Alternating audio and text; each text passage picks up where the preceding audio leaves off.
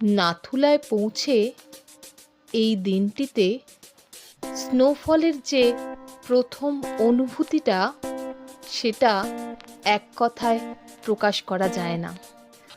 বারবারই মনের অন্তরালে সেই দৃশ্যগুলো ভেসে ওঠে। নাথুলা থেকে ফেরার পথে আকাশ যেন হঠাৎ করেই নরম সাদা চাদর মেলে দিল। নাথুলা পাস থেকে নামছি আমরা, আর ঠিক তখনই শুরু হয়ে গেল স্নোফল।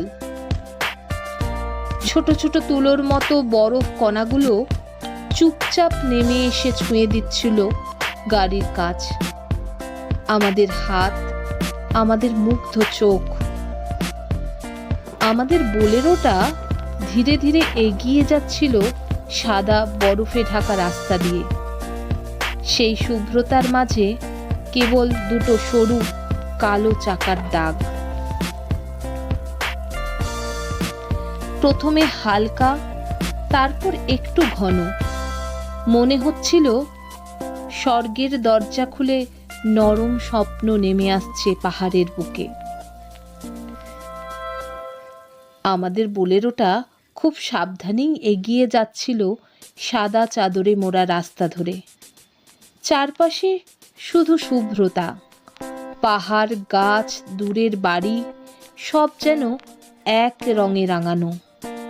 সেই অসীম সাদার মাঝে কেবল আমাদের গাড়ির চাকার সরু কালো দাগ, যেন জীবনের পথে এগিয়ে চলার সাহসী স্বাক্ষর। গাড়ির কাঁচে জমে থাকা বরফ হাত দিয়ে মুছে বাইরে তাকাতেই দেখি প্রকৃতি যেন নিঃশব্দে কথা বলছে। কোনো কোলাহল নেই, কোনো শব্দ নেই, শুধু পরন্ত বরফের নরম ছোঁয়া আর আমাদের নিঃশ্বাসের উষ্ণতা। মনে হচ্ছিল সময় থেমে গেছে, আমরা যেন এক স্বপ্নের ভিতর দিয়ে চলেছি।